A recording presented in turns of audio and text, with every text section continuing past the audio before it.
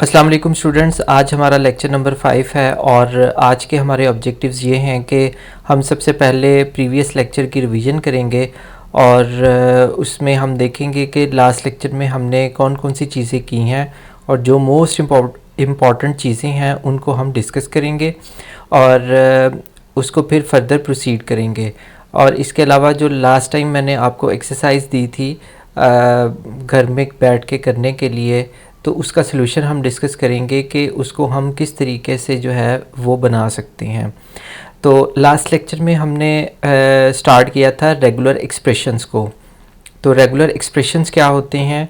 Regular expression is a sequence of characters that specify a search pattern.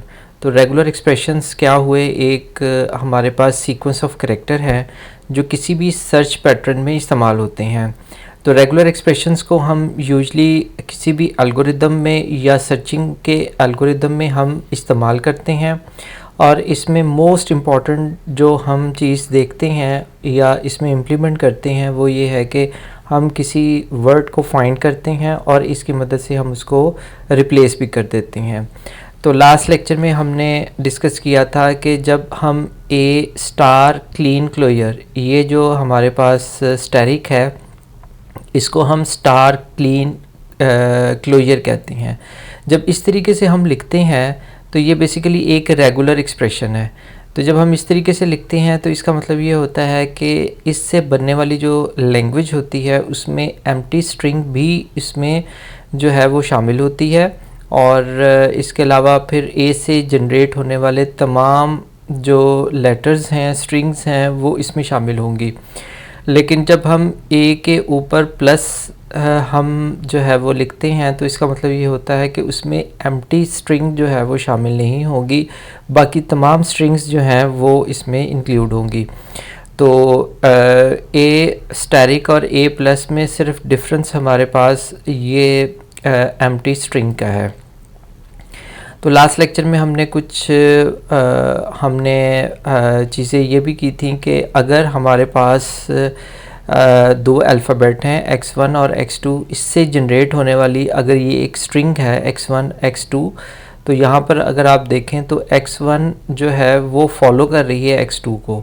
तो हम इसी तरीके से लिखेंगे कि x1 फॉलोड बाई x2, तो x2 को ये x1 फॉलो कर रही है। इसी तरह अगर हम एक और स्ट्रिंग बनाते हैं जिसमें हम और का ऑपरेटर इसमें शामिल करते हैं तो इसका मतलब होता है कि या तो इसमें x1 होगा या x2 होगा और x के ऊपर अगर ये स्टैरिक लिखा आ जाए तो इसका मतलब होता है क्लीन स्टार क्लोजर।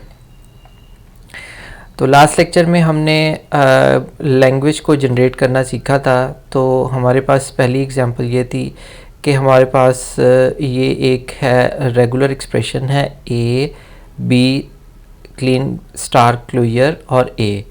तो हमारे पास अगर इस तरह का रेगुलर एक्सप्रेशन है तो इसका मतलब ये हुआ कि जो भी इससे लैंग्वेज जनरेट होगी उसकी लेफ़्ट साइड पे भी ए आएगा और राइट साइड पे भी ए जो है वो कनकैटिनेट होगा। तो अब इसको करना कैसे है? इसको इस तरीके से हम करेंगे कि सबसे पहले बी से हम एक लैंग्वेज बनाएंगे बी स्टैरिक से। तो चूँकि ये क्लीन स्टार क्लोजर है तो इसके अंदर सबसे पहले क्या होगा, एम्प्टी स्ट्रिंग आएगी, फिर सिंपल बी आएगा, फिर डबल बी, फिर ट्रिपल बी और सो ऑन। इस तरीके से हमारी लैंग्वेज बनेगी। अब चूँकि ये लैंग्वेज हमारी बन गई है तो हमारे पास ए जो है वो लेफ़्ट साइड पे इसके साथ अपेंड होगा या कनकैटिनेट होगा और राइट साइड पे भी कनकैटिनेट होगा। तो अब आप ये देखें, चूँकि ये एम्प्टी स्ट्रिंग थी तो लेफ़्ट साइड वाला ए ये यहाँ पर आ गया, दरमियान में एम्प्टी स्ट्रिंग है तो वो तो इसमें शो नहीं होगी। तो राइट साइड पे हमारे पास ये एक स्ट्रिंग आ गई ए और फिर हमारे पास ये वाली स्ट्रिंग आ गई, इसकी लेफ़्ट साइड के ऊपर हमारे पास ए होगा और राइट साइड पर भी एक ए होगा। अब इसी लैंग्वेज में हमारे पास एक और आ गई डबल बी। अब इसका मतलब है डबल बी की लेफ़्ट साइड पे भी एक ए होगा और डबल बी की राइट साइड पे भी ए होगा। इस तरीके से रेगुलर एक्सप्रेशन से हम लैंग्वेजेस जो है वो जनरेट करते हैं। इसके अलावा लास्ट लेक्चर में हमने एक और एग्जांपल देखी थी, जैसे रेगुलर एक्सप्रेशन में हमारे पास है x की पावर ऑड। x की पावर ऑड का मतलब ये है कि हमारे पास एक ऐसी लैंग्वेज होनी चाहिए जिसके अंदर x जो है उसकी जो अकरेंस है या उसकी हम कह लेते हैं उसकी लेंथ जो है वो ऑड होनी चाहिए। जैसे ये एक ही लेटर है तो ये 1 है, तो ये तो ऑड है। इसके अलावा अगर हम इसको देखें तो ये 3 टाइम्स है तो ये भी ऑड है। तो इस तरह की लैंग्वेज जो है वो जनरेट करे, तो वो कैसे जनरेट होगी, ये उसका रेगुलर एक्सप्रेशन लिखा हुआ है। तो अब इस रेगुलर एक्सप्रेशन को हम 2 पार्ट्स में बल्कि 3 पार्ट्स में हम डिवाइड कर लेते हैं। पहला पार्ट तो ये है कि हम इसको वैसे ही हम जनरेट करते हैं कि अगर हमारे पास x की जो है वो स्टैरिक में है तो सबसे पहले एम्प्टी आएगी स्ट्रिंग, उसके बाद x आएगा, उसके बाद डबल x और इसके अलावा फिर हमारे पास 3 टाइम x आएगा और सो ऑन। तो इसके अलावा हमारे पास अगर हम x और x ये यहाँ पर ब्रैकेट जो है वो आप उसमें इंक्लूड कर लीजिएगा तो फिर ये 2 टाइम्स हो जाएगा। इसके अलावा हमारे पास x है और x के अंदर हमारे पास जो है वो जो भी हमारी यहाँ से स्ट्रिंग जनरेट होंगी उसकी लेफ़्ट साइड के ऊपर हम एक x को अपेंड करेंगे। ये ऐसे ही करेंगे जैसे हमने लास्ट टाइम लेफ़्ट साइड पे a किया था और राइट साइड पे भी a किया था। तो यहाँ पर लेफ़्ट साइड पे जितनी भी स्ट्रिंग्स आती जाएंगी उसके अंदर ये x जो है वो अपेंड होता जाएगा। इसके अलावा हमने रेगुलर एक्सप्रेशन एग्जांपल नंबर 5 भी की थी। तो एग्जांपल नंबर 5 में हमारे पास ये था कि a finite language L that contains all the strings of A's and B's of length exactly 3।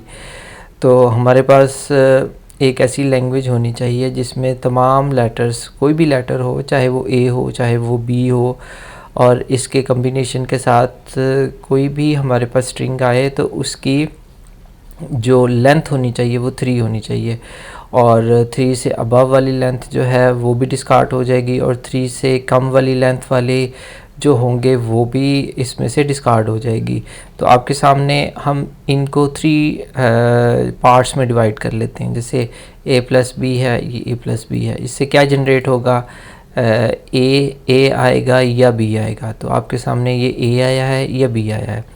इसके अलावा हम इसका दूसरा पार्ट ये है और इसका तीसरा पार्ट भी ये है। अब हम क्या करेंगे, अब हम करेंगे इन 2 पार्ट्स को मिला के हम एक लैंग्वेज को जनरेट करेंगे। तो इन 2 पार्ट्स को हमने जो है वो मिलाया है, कनकैटिनेट किया। तो इसको किस तरीके से करेंगे, सबसे पहले हमारे पास ये a है, a कनकैटिनेट होगा a के साथ तो वो बन जाएगा डबल a, तो ये डबल a आ गया।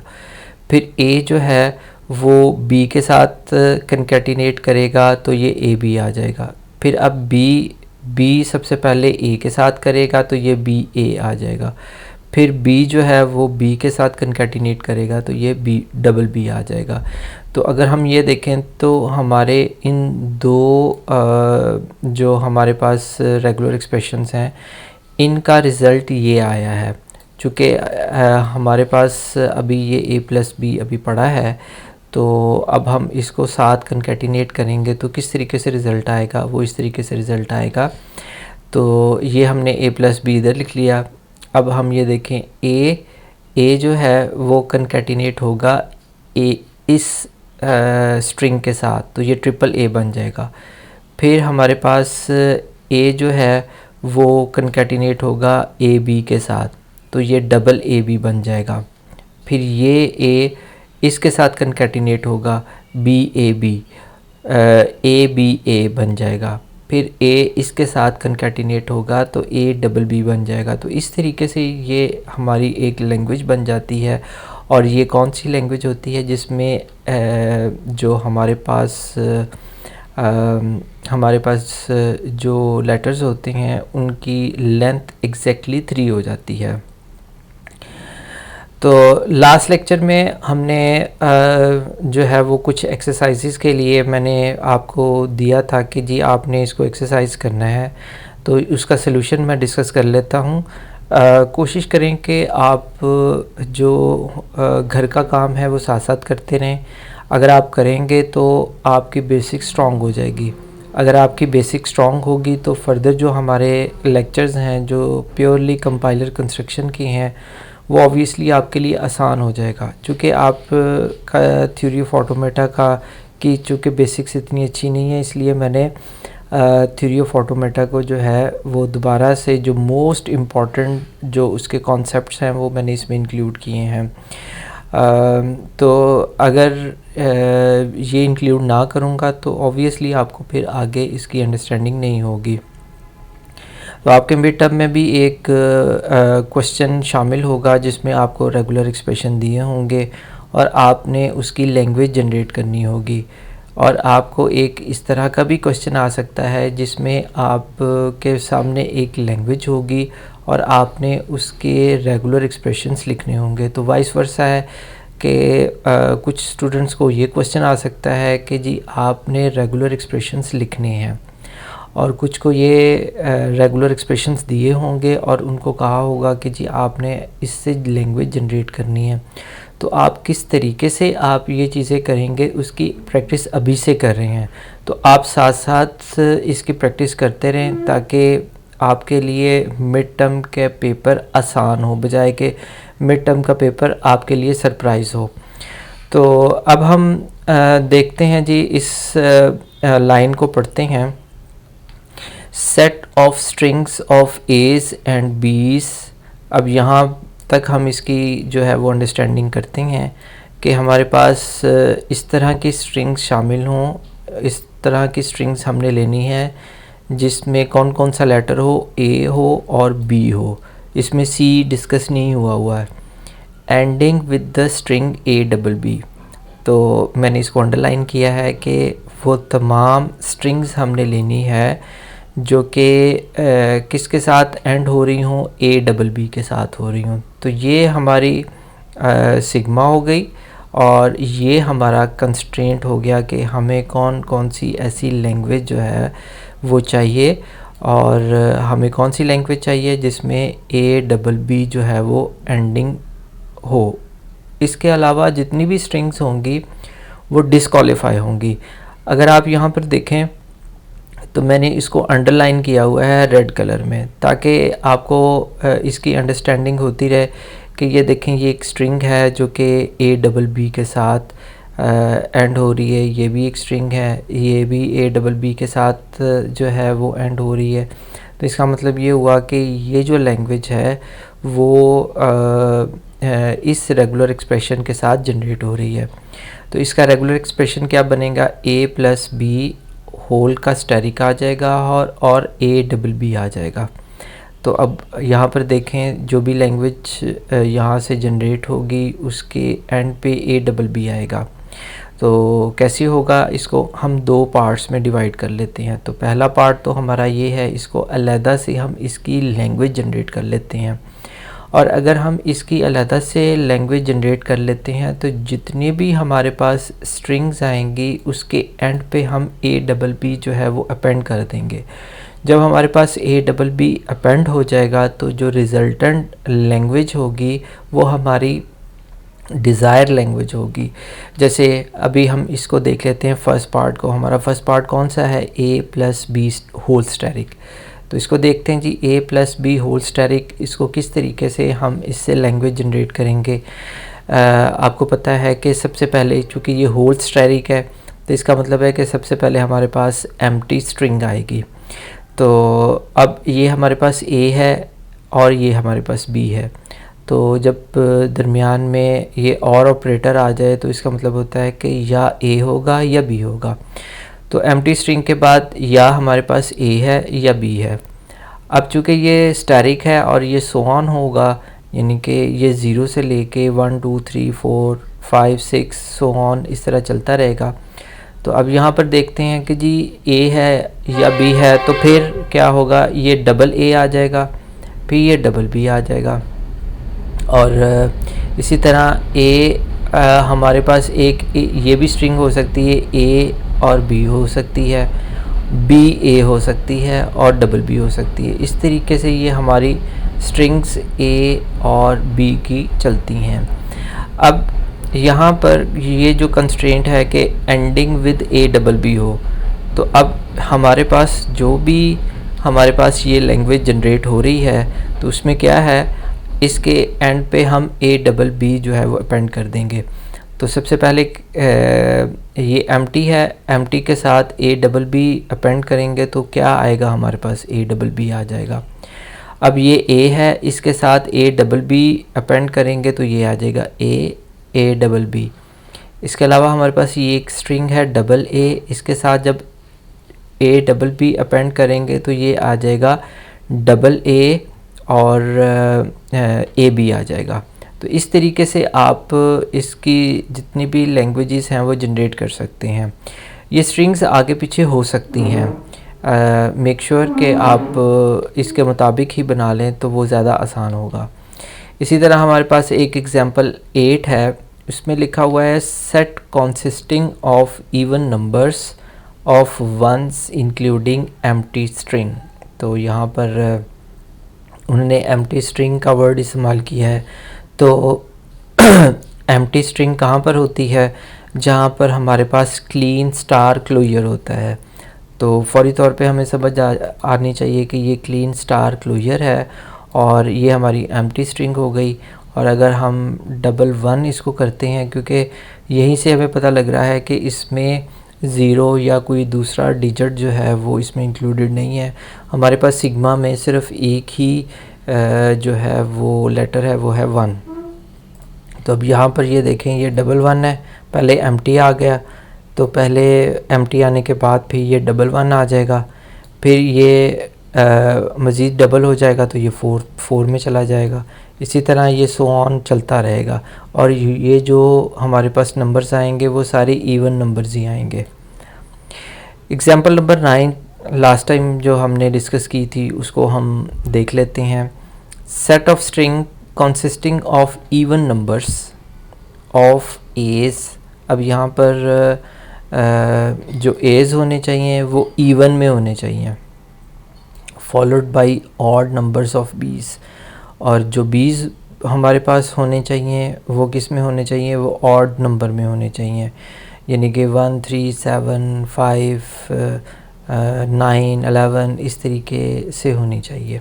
तो हमारा जो है वो रेगुलर एक्सप्रेशन क्या बनेगा, ये हमारे पास डबल ए और इसको स्टैरिक करें तो इससे जनरेट होने वाली जितनी भी स्ट्रिंग्स होंगी हमारी डबल ए की वो इवन नंबर की होंगी। तो ये मैंने इसको अंडरलाइन करके आपको समझाने के लिए ये इवन लिखा हुआ है, लेकिन रेगुलर एक्सप्रेशंस में इस तरह लिखा नहीं चाहता इवन नीचे।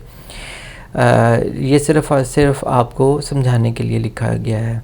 इसी तरह अगर हमने ऑड करना है तो डबल ए, और अगर हमारा डबल बी, अगर सिर्फ डबल बी होता तो ये इवन में होता, ऑड में ना होता।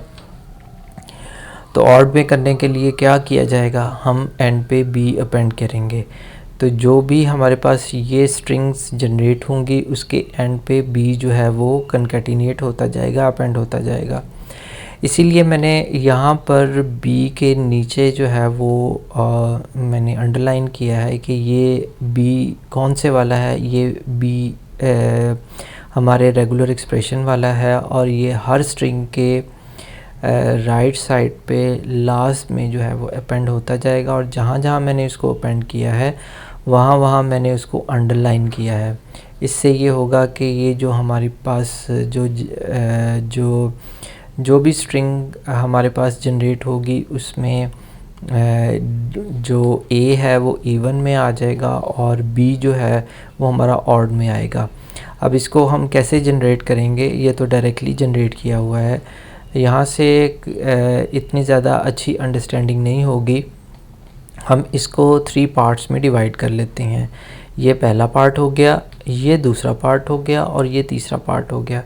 तो इन तीनों पार्ट्स को जब हम कंबाइन करेंगे तो ये हमारी एक लैंग्वेज बन जाएगी। तो कैसे बनेगी हम देखते हैं जी। सबसे पहले डबल ए और स्टैरिक को देखते हैं, इसको हम अलहदा से इसकी लैंग्वेज बना लेते हैं। तो डबल ए स्टैरिक से हमें पता लग गया कि इसके अंदर एम्प्टी स्ट्रिंग होगी, और ये डबल ए है, ये 4 टाइम्स ए है। इसी तरह इसको 2 टाइम्स और कर देते हैं। तो ये जितने भी यहाँ पर लैंग्वेज आएगी ए की फॉर्म में, वो क्या होगी, वो स्टैरिक, ये हमारी इवन की फॉर्म में होगी। इसी तरह अगर हम डबल बी स्टैरिक करते हैं तो हमारे पास मोरलेस वही जो है वो स्ट्रिंग्स आएंगी जैसे डबल ए की आई है, डबल बी की भी वैसे ही आएगी। अब यहाँ पर डबल बी भी इवन में आ रहा है, डबल ए भी इवन में आ रहा है।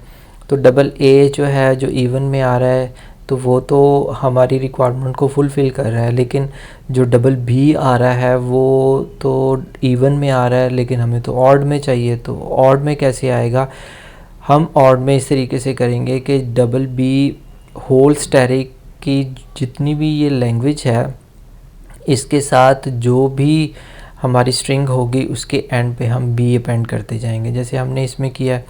अब एम्प्टी के साथ हमने बी अपेंड किया तो वो बी आ गया। अब इस डबल बी के साथ ये बी हमने जो है वो अपेंड किया, वो ट्रिपल बी आ गया। इसी तरह ये 4 टाइम्स बी है तो ये 4 टाइम्स बी के साथ एक और बी जो है वो अपेंड किया, ये 5 टाइम बी आ गया। तो यहाँ पर ये हमारी दोनों कंडीशंस फुलफ़िल हो रही हैं कि हमें ऐसी स्ट्रिंग्स चाहिए जो कि अगर ए में आपने बनाई हुई है तो वो इवन में हो, और अगर बी में बनाई हो वो ऑड में हो। तो ये दोनों चीज़ें हमारे सामने बन गई हैं। अब इन दोनों को हम कनकैटिनेट करके हम एक लैंग्वेज जनरेट करेंगे। तो वो कैसे करेंगे, इसकी स्ट्रिंग्स और इसकी स्ट्रिंग्स जो रिज़ल्टेंट हमारे पास आई हैं उसको हम कनकैटिनेट कर देंगे, इससे हमारी लैंग्वेज जनरेट हो जाएगी।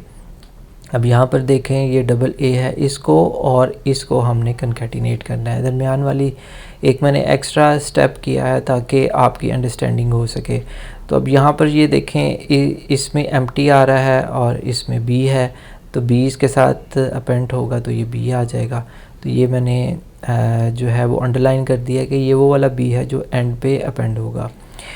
इसके अलावा फिर हमने देखा कि हमारे पास ये डबल ए है, तो ये डबल ए यहाँ पर आ गया और एंड पे जो है वो बी अपेंड होना था तो वो बी अपेंड हो गया।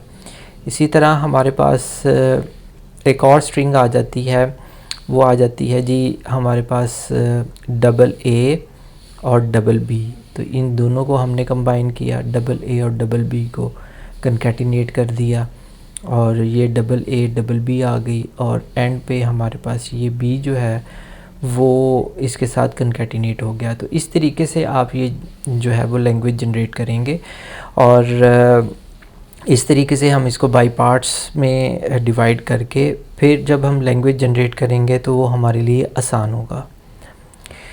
हमारे पास एक और लैंग्वेज है जी, स्ट्रिंग्स ऑफ एस एंड बीस of even length can be obtained by concatenating and combining of the strings double A, AB, BA and double B including null value।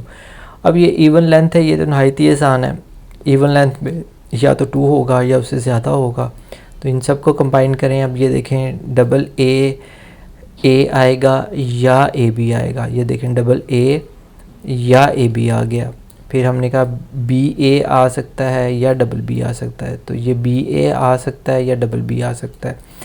इसी तरह हम जो है डबल ए और ए बी को हम जो है वो कंबाइन कर सकते हैं, कनकैटिनेट कर सकते हैं। वो ये आ गया डबल ए और ए बी। इसी तरह डबल ए को हम बी ए के साथ कनकैटिनेट कर सकते हैं, तो ये आपके सामने डबल ए और बी ए है। इस तरीके से हम इस लैंग्वेज को जो है वो बना सकते हैं। हमारे पास जो है वो एक और एग्ज़ाम्पल है, हम उसको देखते हैं और फिर मैं आपको घर में बैठ के प्रैक्टिस करने के लिए जो है वो आपको एक्सरसाइजेस दूंगा, ताकि आप अपने आप को एसेस कर लें कि आपकी कितनी अच्छे तरीके से अंडरस्टैंडिंग हो गई है और आप मिड टर्म के पेपर के इस क्वेश्चन के लिए कितने तैयार हैं। तो यहाँ पर लिखा हुआ है now consider another language L1 of the string having exactly 1A। तो एग्जैक्टली 1A का मतलब ये है कि जितनी भी हमारे पास स्ट्रिंग्स आएंगी उसके अंदर एक A इंक्लूड होना चाहिए। तो A जो है वो A जो है वो एक से ज़्यादा नहीं होना चाहिए। तो इसके वर्ड से ही हमें पता लग गया कि एक A से ज़्यादा नहीं हो सकता, तो इसके ऊपर स्टैरिक तो आएगा नहीं, क्योंकि अगर हम इसमें स्टैरिक लगा देते हैं क्लीन स्टार क्लोजर तो इसका मतलब है कि A की भी रेपिटेशन स्टार्ट हो जाएगी, और A की रेपिटेशन स्टार्ट हो जाएगी तो फिर ये कंस्ट्रेंट फुलफ़िल नहीं होगा। तो एग्जैक्टली 1A का मतलब ये है कि दरमियान में एक A होना चाहिए। तो अगर हम इसको देखते हैं जी, ये हमारे पास एक B स्टैरिक है, और ये बेसिकली ये रेगुलर एक्सप्रेशन है। एक B स्टैरिक ये हो गया। तो B स्टैरिक को की लैंग्वेज कैसे जनरेट होती है? एम्प्टी होता है, B होता है, डबल B, ट्रिपल B, इसी तरह ये भी B की जनरेट हो गई।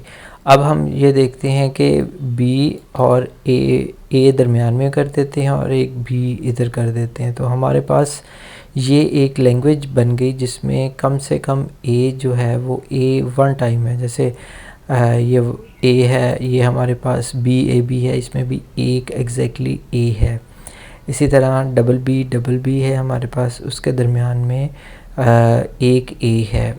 इसी तरह ट्रिपल B है, इसके दरमियान में एक A है और ट्रिपल B है। तो इस तरीके से आप रेगुलर एक्सप्रेशन से जो है वो लैंग्वेज बना सकते हैं। तो आपने घर के लिए जो एक्सरसाइज करनी है उसमें हमारे पास एक ये क्वेश्चन है जिसमें मैं आपको हिंट दे देता हूँ। आपने घर बैठ के इसकी एक्सरसाइज करनी है। तो नेक्स्ट क्लास में जो है वो मैं इसकी जो है वो इसका सलूशन आपको जो है वो डिस्प्ले करूँगा। जैसे लास्ट टाइम जो मैंने क्वेश्चन आपको दिए थे उसका मैंने सलूशन आज डिस्कस किया। इसी तरह आज के जो क्वेश्चंस हैं वो फिर मैं नेक्स्ट लेक्चर में आपके साथ डिस्कस करूँगा, उसका सलूशन डिस्कस करूँगा। आपने क्रॉस चेक करना है कि क्या आपने जो सलूशन किया है क्या वो वाकई उसी तरीके से है जैसे मैंने जो है वो अटेम्प्ट किया है। तो यहाँ पर ये है now consider another language L2 of even numbers. अब यहाँ पर इवन नंबर्स आ गए हैं तो हमें इवन नंबर्स इसमें से जनरेट करने पड़ेंगे जिनकी इवन लेंथ होगी। यानी कि अगर हम इसमें से स्ट्रिंग लेते हैं तो डबल A आ सकता है, 4 टाइम्स A आ सकता है। इस तरह AB है, A ट्रिपल B भी आ सकता है। उसकी लेंथ जो है वो इवन लेंथ होनी चाहिए। तो उसको कैसे करेंगे? आप इस पार्ट को अलहदा से अटेम्प्ट करें, इस पार्ट को अलहदा से अटेम्प्ट करें, फिर इन दोनों को कंकैटिनेट कर दें, कंबाइन कर दें, फिर उसका क्लीन स्टार क्लोजर ले लें। तो वो जो जनरेट होगी हमारे पास लैंग्वेज वो इसको फुलफ़िल करेगी, इसको L2 को, लैंग्वेज 2 को फुलफ़िल करेगी। इसी तरह हमारे पास अगर ये इवन लेंथ के लिए हैं ये दोनों, तो ऑड लेंथ के लिए हमें क्या करना पड़ेगा? एक और इसमें A प्लस B यानी A और B जो है वो इसके अंदर इंक्लूड करना पड़ेगा। तो वो जो हमारी लैंग्वेज होगी उससे बनने वाली जो स्ट्रिंग्स होंगी वो ऑड लेंथ की होंगी। इसके अलावा हमारे पास एक और एग्ज़ाम्पल है, ये आपने घर में बैठ के करनी है। Consider the language define over, ये हमारा सिग्मा है और ये हमारे लेटर्स हैं AB of the words having at least 1A। At least 1A का मतलब ये होता है कि आपकी लैंग्वेज में जनरेट होने वाली जितनी भी स्ट्रिंग्स होंगी उसमें कम से कम एक A होना चाहिए। कम से कम, एट लीस्ट का मतलब होता है कि कम से कम एक होना चाहिए। ज़्यादा भी हो सकते हैं, 2 भी हो सकते हैं, 3 भी हो सकते हैं, 5 भी हो सकते हैं। लेकिन आपकी बनाई हुई लैंग्वेज में कभी ऐसा नहीं होना चाहिए जिसमें A से ज़्यादा जो है वो A से कम हो, यानी कि उसमें A इंक्लूड ही ना हो। जैसे ट्रिपल B है उसमें A नहीं है, तो अगर उसमें A नहीं है तो इसका मतलब ये है कि वो डिस्क्वालीफाई करेगा। इसी तरह हमारे पास ये भी एक और एग्जांपल है, उसको भी आपने घर में अटेम्प्ट करना है। और ये भी हमारे पास जो है वो 1 2 3, ये 3 और एग्जांपल्स हैं जो कि आपने घर में अटेम्प्ट करनी है।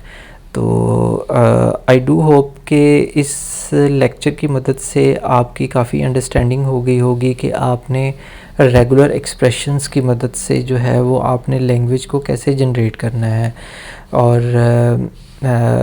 और इसका वाइस वर्सा, जब आपको लैंग्वेज जनरेट करनी आ जाएगी तो फिर लैंग्वेज की तरफ देख के आप रेगुलर एक्सप्रेशंस को भी बना सकते हैं। और इसके अलावा आपको अगर वर्डिंग दी हुई है तो उससे भी आप रेगुलर एक्सप्रेशन बना सकते हैं। टेक केयर, अल्लाह हाफिज़।